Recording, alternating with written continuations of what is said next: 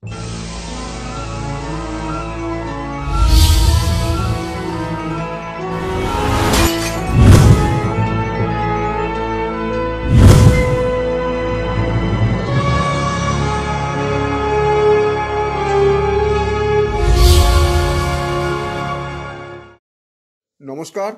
আপনারা দেখছেন কড়া খবর। এখন কড়া খবরে দেখুন, স্কুলের ছোট ছোট বাচ্চাদের পড়াশোনায় আগ্রহী করে তুলতে আদি ভবানীপুর সেবা সংঘের উদ্যোগে 1000 স্কুল পড়ুয়ার হাতে তুলে দেওয়া হলো স্কুল ব্যাগ সহ অন্যান্য উপহার। 20 জানুয়ারি 2024 এক ঐতিহাসিক মুহূর্তের সাক্ষী থাকলো ভবানীপুরবাসী।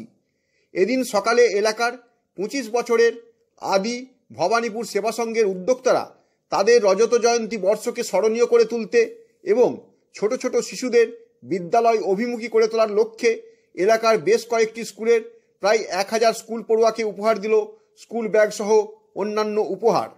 এই উপলক্ষে এদিন আয়োজিত অনুষ্ঠানে উপস্থিত ছিলেন বিশিষ্ট ইতিহাসবিদ ও প্রাক্তন সাংসদ অধ্যাপক সুগত বসু।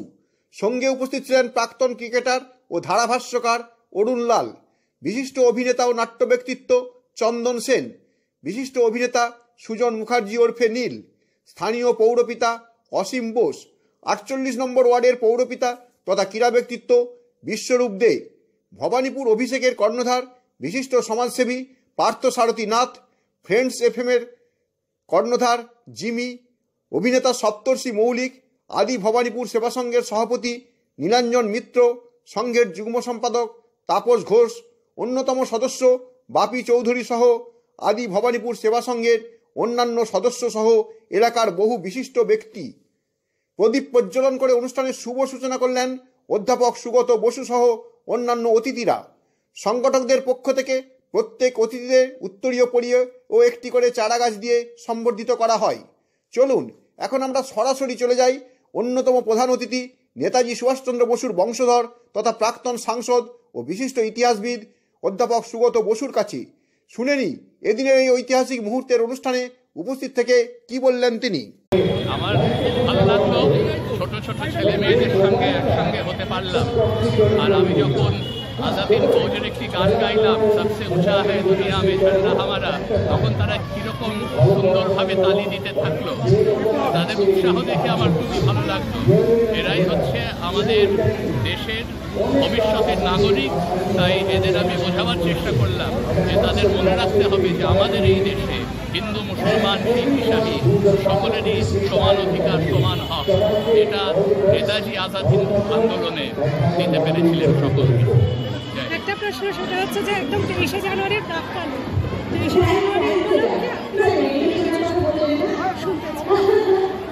23 জানুয়ারি আসছে, আর 3 দিন পরেই নেতাজি ভবনে আমাদের একটি খুব বড় অনুষ্ঠান হবে, যা প্রত্যেক বছর হয়ে থাকে। সেখান থেকেই আমার বাবা শিশির কুমার বসু গাড়ি চালিয়ে নিয়ে গিয়েছিলেন তার রাঙাকাকা বাবুকে কলকাতা থেকে গোমর স্টেশন অব্দি 1941 সালের 15 জানুয়ারি রাত্রে। সেখান থেকে সুভাষচন্দ্রের নেতাজিকে উত্তরণ এবং নেতাজি দেখিয়ে দিয়েছিলেন কীভাবে দেশের সমস্ত রাজ্যের মানুষকে এক করা যায়, সমস্ত ধর্মীয় সম্প্রদায়ের মানুষকে এক করা যায় এবং তার আদর্শে উদ্বুদ্ধ হয়ে আমাদের দেশকে এগিয়ে নিয়ে যেতে। সুগত বসুর পর আমরা চলে যাব এদিনের শিক্ষা সামগ্রী বিতরণের অন্যতম আয়োজক তথা আদি ভবানীপুর সেবা সংঘের সদস্য বাপি চৌধুরীর কাছে। তার মুখ থেকে শুনব তাদের এই উদ্যোগ প্রসঙ্গে। জন্যে এই প্রোগ্রামটা প্রতি বছর কয়েক বছর ধরে আমরা করে আসছি। যেমনি আমরা এর আগে আমরা বুঝে মানে ভূমিকম্প এসেছিল, সেখান তো আমরা ত্রাণ কিছু আমরা পাঠিয়েছিলাম, জল, কিছু খাবারের ব্যবস্থা করেছিলাম, কিছু ডক্টরের অ্যাডভাইজার আমরা দিয়েছিলাম। আমাদের এই অঞ্চলে কিছু ডক্টররা আমাদেরকে বলেছিলেন, সেসব আমরা পাঠিয়েছিলাম। স্বামীনারায়ণ মন্দিরের মাধ্যমেই আমরা করেছিলাম সেটা। তারপরে আমরা medical camp, blood donation camp এইসব করে আসি। প্রতি বছর একটা করে একটা অনুষ্ঠান থাকে। কিন্তু এই 7-8 বছর ধরে আমরা ভবানীপুর আদি সেবা সংঘ তরফ থেকে আমরা সবাই আমাদেরকে বললো, শিক্ষা নিয়ে অনেক জায়গায় আমরা খবর পাই যে অনেক কর্পোরেশন স্কুল আছে, অনেকে এমন স্কুল আছে তারা খাতা কিনতে পারে না, তাদের স্কুলের ব্যাগে সেফটি পিন লাগানো, তাদের ছেঁড়া ব্যাগ। আমরা যখন বসি এখানে আড্ডা মারি বা আমরা কথা বলি, আমরা দেখি এক একটা বাচ্চাদের ব্যাগ নেই, ব্যাগ ভেঙে পড়ে যাচ্ছে, কাঁধে নিতে পারছে না, তারা হাতে করে তাদের গার্জেনকেও তুলে নিয়ে যাচ্ছে। তো আমরা একদিন সবাই বসে আমরা চিন্তা করলাম, আমাদের কোনো দাদা ভাই সবাই বন্ধু বান্ধবরা বসে চিন্তা করলাম যে না, আমরা এদের জন্য কি কিছু করতে পারি না? আমরা এত সবাই সব টাকা পয়সা নষ্ট করি। সেই জন্য আমরা ডিসিশন নিলাম, আমাদের এখানে জয়েন্ট সেক্রেটারি তাপস ঘোষ আমার সঙ্গেই রয়েছেন, ওনাকে নিয়ে আমরা ভাবলাম যে সবাই মিলে আমরা একটা কিছু করি। তাই আমরা চেষ্টা করলাম এডুকেশন কিড সিস্টেম প্রোগ্রাম আমরা চালু। কতজনকে দেওয়া? আমরা এইখানটা 1000 জনকে দেওয়া হয়। আমরা আবার এখান থেকে যা কিছু বাঁচবে এবং আদার্স কিছু মিশিয়ে আমরা গ্রামে গঞ্জে দিই। যেখানে গ্রামে গঞ্জেও কিছু আমরা শুনি যে সেখানটাও অনেক কিছু প্রবলেম আছে। সেখানটা এর আগে আমরা সুন্দরবন গেছি, আসানসোলে গেছি, আসানসোলেও আমরা ওখানটা দিয়ে এসেছি। ব্লাইন্ড স্কুল ওখানটা, আসানসোলের ওখানটা একটা ব্লাইন্ড স্কুল আছে, ওনারা আমাদেরকে বলেন ওদের একটা সিট থাকে, সেই সিটের ব্যবস্থা আমরা করে দেওয়া হয়েছে যাতে ওরা ব্লাইন্ড স্কুলে ওরা পড়তে পারে। তারা আমরা যতটুকু পারি ততটুকু আমরা করি।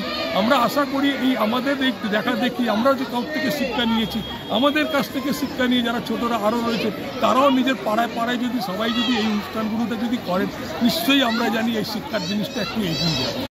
বাপি চৌধুরীর পর আমরা শুনব এদিন উপস্থিত স্থানীয় 70 নম্বর ওয়ার্ডের পৌরপিতা অসীম বোসের কথা।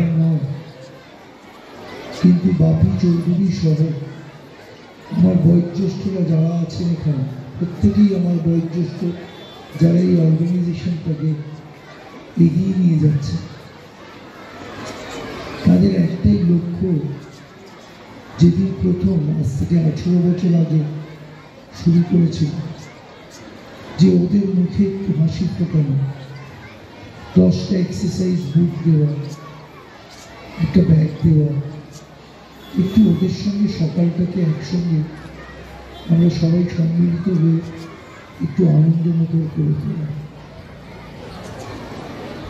আমার মনে হয়, এবং সেই মিটিংয়ে আমরা সিদ্ধান্ত করি, আমি ইনফ্যাক্ট জোর করেই বলি যে করো, আমরা এগিয়ে যাই, এটা ভালো কাজ, ঠিক মতো হয়ে যাবে। এবং আজকের এখানে সকলে আপনাদের উপস্থিতিতে, ইভেন ভাইদের উপস্থিতিতে এটা আনন্দমুখর হয়ে উঠেছে। আমি এই তৃপ্ততার কথা বা কতটা তৃপ্তি লাভ করেছি আমরা, সেটা হয়তো ভাষায় ব্যক্ত করতে পারব না, কিন্তু একটা আনন্দ অনুভব করছি হৃদয়ের কোনো একটি জায়গায়। এবং আমি এটুকু এই অঙ্গীকার বা এই প্রতিশ্রুতি দিতে চাই যে প্রতি বছরই যতই বাধা আসুক, যতই বিপত্তি আসুক, এই অনুষ্ঠান প্রতি বছরই হয় এবং সেটা সর্বাঙ্গীন সার্থক হবে আপনাদের উপর। অসীম বোসের পর আমরা শুনব এদিন মঞ্চে উপস্থিত ভবানীপুর অভিষেকের কর্ণধার বিশিষ্ট সমাজসেবী পার্থসারথী নাথের কথা। আদি ভবানীপুর সেবা সঙ্গে এটা রজত জয়ন্তী বর্ষ, রজত জয়ন্তী বর্ষে তারা 1000 পড়ুয়ার হাতে শিক্ষার সরঞ্জাম তুলে দিচ্ছে। এটা 8ম বর্ষে 8 নম্বর বছর আমাদের এই অনুষ্ঠান চলছে। এই অনুষ্ঠানের সাথে যুক্ত থাকতে পেরে আমাদের নিজেদেরই ভীষণ ভালো লাগছে, কারণ এই যে শিক্ষার্থী তারাই তো আগামী প্রজন্ম, তাদেরকে উৎসাহিত করা যাতে তারা লেখাপড়ার দিকে থাকে। অনেক সময় দেখা যায় যে স্কুল ছুট বাচ্চার সংখ্যা বেড়ে যায়, কিন্তু তাদেরকে যদি এইভাবে উৎসাহিত করা যায়, বিভিন্ন যদি সংস্থা এইভাবে আমাদের মতো এগিয়ে আসে, তাহলে আমার মনে হয় বাচ্চারা উৎসাহিত হবে, স্কুল ছুটদের সংখ্যাও কমবে। কতজন বাচ্চাকে দেওয়া হচ্ছে? আজকে 1000 জন বাচ্চার হাতে এইভাবে তুলে দেওয়া হবে। পার্থসারথী নাথের পর আমরা চলে যাব ক্লাবের যুগ্ম সম্পাদক তাপস ঘোষের কাছে, শুনব তাদের এই উদ্যোগ প্রসঙ্গে কি বললেন। আমরা এই প্রোগ্রাম করে আসছি। আমরা যেটা দেখেছি যে প্রাথমিক শিক্ষা এটা একটা বাচ্চাদের অনুপ্রেরণা দেওয়া উচিত। এই যে একটা ব্যাগ পেলো, তাতে কিছু খাতা পেলো, এতে ওদের একটা লেখাপড়ার প্রতি একটা উৎসাহ জোগানো। হ্যাঁ, এরকম আমরা যেটা বাপি বললো, এরকম আমরা অনেক স্কুল থেকে পেয়েছি যে দেখুন বাচ্চারা খেলে বেড়াচ্ছে তবে স্কুলে আসছে না, তাদেরকে অনুপ্রেরণা দেওয়া। আমরা আমাদের অনেক সময় আমাদের কাউন্সিলরকেও বলেছি এই যে অ্যাওয়ারনেস, এই সচেতন মনোভাব, এটা গার্জেনদেরকে দেওয়া উচিত। হ্যাঁ, গার্জেন দে শুড ফিল যে বাচ্চাদেরকে স্কুলে পাঠানো উচিত। হ্যাঁ, কেননা এরম আমি যেটা বললাম যে অনেক প্রধান শিক্ষিকা আমাকে বলেছেন যে দেখুন না আপনারা যে বাচ্চারা খেলে বেড়াচ্ছে অথচ স্কুলে আসছে না। সুতরাং এটা কিন্তু একটা বিরাট সমস্যা। হ্যাঁ, প্রাথমিক শিক্ষাটাকে প্রমোট করা, যেটা আমরা করে আসছি, এবং এটাতে খুব আনন্দ পাই যে 750-800 বাচ্চা একসাথে কলরব সৃষ্টি করে আমাদের পাড়ায়, এটাতে যেন আমরা একটা খুব উৎসাহ পাই, এবং এই যে বাচ্চাদের একটা বুকে হাসি ফোটাতে পেরেছি, এই জন্য আমরা নিজেদেরকে খুব কৃতজ্ঞ মনে করি। এবার আমরা চলে যাব প্রাক্তন ক্রিকেটার তথা ধারাভাষ্যকার অরুণ লালের কাছে, শুনবো তিনিই বা কি বললেন। Focus on is yourself. তুমি নিজেকে এত মজবুত বানাবে, এত সক্ষম বানাবে যে তোমার সামনে মানে কোনো প্রবলেমই দাঁড়াতে পারবে না। তো you have to make yourself and your self-esteem and self-confidence maximum. Only then you can help your country and yourself and the people around you and society at large. So that's the main thing. What else I want to say is that তোমরা ছোট আছো, আমি ভাবি যে education does not only mean classroom and marks নিতে হবে, আমি জানি খুব ইম্পর্টেন্ট আছে এগিয়ে যাওয়ার জন্য, কিন্তু just as important you have to play sport খেলতেই হবে তোমাকে। আর যদি তুমি ভালো আছো দুটোই করতে পারবে, one helps the other। একটা কনফিডেন্স যাবে তোমার স্পোর্ট থেকে, তুমি নিজেকে আরো ভালো স্টুডেন্ট বানাতে পারবে। It is a holistic education. যদি তুমি স্পোর্ট খেলোনি, আমি ভাবি তুমি half educated, only half educated. Education পুরোপুরি যদি নিতে হয় তাহলে স্পোর্টও খেলতে হবে, আর তোমার মধ্যে আছে ওটা ক্ষমতা।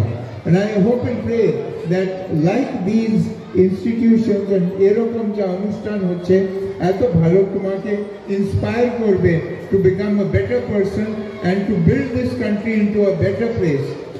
আমার যা কন্ট্রিবিউশন ছিল আমরা করে দিয়েছি, এখন আমরা শুধু তোমাকে নার্চার করতে পারি যে you become better than us, you contribute and take this great country forward, not only for yourself and for the country, but for the people like Netaji and a lot of others who have sacrificed their everything for this particular occasion and day. And I hope and pray that you will reach your potential in the future. Thank you very much. অরুণ লালের পর আমরা শুনবো এদিন উপস্থিত বিশিষ্ট অভিনেতা সুজন মুখার্জির কথা। অনুষ্ঠান এত বছর ধরে এখানে হয়, প্রতিবারই আমার আসার পরিকল্পনা থাকে, কোনো কাজ করে যায়, এবং যার অনুরোধে আসা বাপি আমাদের থিয়েটারের একটা অন্যতম টেকনিশিয়ান, এবং আসলে এই ধরনের কাজ, বাচ্চাদের নিয়ে কাজ বা সমাজ কল্যাণমূলক কাজ কমে যাচ্ছে।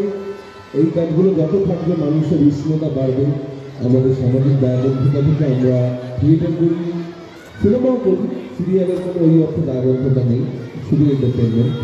আর আপনারা দেখেন, আপনারা পাশে থাকেন, আমাদের ভালোবাসেন, আদর করেন, প্রশ্রয় দেন, তাই আমরা টিকে থাকি, এত বছর ধরে টিকে আছি। এবং এই অনুষ্ঠান বা এই পরিকল্পনা বাচ্চাদের নিয়ে বছরকে বছর চলতে থাকে। আমি নিশ্চয়ই সময় পেলে আবার আসবো, আজকে আসতে করে নিজেকে ধন্য মনে করছি।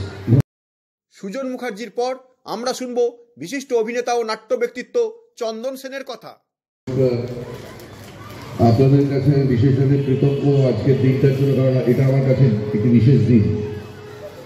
আমার জীবনের অনেক কিছু বদলে গিয়েছিল এই ভদ্রলোকের জন্য, একদিনের একটা কথায়। এতগুলো বাচ্চার সামনে আসতে পেরেছি এবং বাচ্চাদের মুখ দেখতে পেরেছি, তাতেই দিনটা ভালো হয়ে যায়। কিন্তু এই ভদ্রলোক একটা শিক্ষা দিয়েছিলেন আমায়। উনি তখন মোহনবাগান খেলেন, আমি তখন তালতলা, তো ওনার নেটে বল করার সুযোগ ছিল আমার। তা আমি দুটো বল ভালো ফেলেছিলাম, তারপরের থেকে বলগুলো সব পায়ের গোড়ায় পড়ছে আর উনি বাইরে পাঠাচ্ছেন। তারপর থামিয়ে দিলেন আমাকে, থামিয়ে দিয়ে বললেন যে বলটা ঠিক জায়গায় ফেলো, হাততালি পাওয়ার জন্য বল করো না। বলটা ঠিক জায়গায় থাকলো, হাততালি আপনি আসছে। এবং এটা একটা আমার জীবনের একটা বড় শিক্ষা, যা সারা জীবন আমাকে সাহায্য করেছে। আশা করব আপনাদেরও করবে। এরপর আমরা চলে যাব অভিনেতা সপ্তর্ষি মৌলিকের কাছে, শুনবো এদিন অনুষ্ঠানে উপস্থিত থেকে কি বললেন। বছর ধরে এত মানুষ পরিশ্রম করছেন, এটা ভেবে আমার অত্যন্ত আনন্দ হচ্ছে যে এতজনের মধ্যে স্বপ্ন সফল হওয়ার চান্স কিন্তু প্রত্যেকের আছে। এবং স্বপ্ন দেখার জন্য কিন্তু আমরা কোথা থেকে এসেছি, আমরা কোন পরিবারে বড় হয়েছি, আমার নাম কি কিচ্ছু লাগে না, শুধু যে ইচ্ছে লাগে। এবং সেই ইচ্ছেটাকে যারা সফল করছেন এত বছর ধরে, তাদেরকে আমার নমস্কার, আন্তরিক ভালোবাসা। এবং অবশ্যই বলবো বাপিদার কথা, আমাদের একাডেমিতে সবসময় বাপিদা থাকে, সব রকমভাবে সাহায্য করে। তাই আজকে যখন কয়েকদিন আগে যখন বাপিদা বলেছিল, আমি একবারও না করি না, আমার মনে হয়েছিল আমি আসতে চাই। এবং এখানে এসে আমি বুঝতে পারছি যে কতটা একটা পজিটিভ একটা ভাইব আমি পাচ্ছি। সকলকে ধন্যবাদ। এইভাবে আমিও চাইবো পরে আবার আসতে। আমি যদি কোনোভাবে কাজে আসতে পারি আমাকে বলবেন। সপ্তর্ষি মৌলিকের পর আমরা শুনবো এদিন মঞ্চে উপস্থিত 48 নম্বর ওয়ার্ডের পৌরপিতা বিশ্বরূপ দে কি বললেন। তাই পাশে আপনাদের আশীর্বাদ ধর্ম পৌর প্রতিনিধি অসীম ঘোষ আছে, যা কথা বলার ও বলবে। আর আমার ডান দিক বাঁ দিকে দুজন স্বনামধন্য অভিনেতা আছে, যাদের কথা শোনার জন্য, যাদের দেখার জন্য এই এত মানুষের ভিড় হয়েছে। ফলে সবাইকে অনেক অনেক শুভেচ্ছা, ধন্যবাদ। আর আপনারা ভালো কাজ সারা বছর ধরে করেন। আমি আপনাদের মাঝখানে আসতে পেরে নিজেকে ধন্য মনে করছি, নিজের কিছু পূর্ণ হলো আর কি এই সকালবেলায়। আপনারা ভালো থাকবেন আর এরকম ভালো কাজ করে চলুন। ঈশ্বর আল্লাহ আপনাদের সকলকে ভালো রাখুন। নমস্কার। আপনি কি আপনার খবর সরাসরি সম্প্রচার করতে চান অথবা আপনার এলাকার খবর দেখাতে চান? তাহলে যোগাযোগ করুন কৃষ্ণপ্রসাদ পাত্র, ফোন নম্বর 8622800252 অথবা 8282860856 এই নাম্বারে, অথবা অর্জুন সেন CPRO, ফোন নম্বর 9433138840 এই নাম্বারে।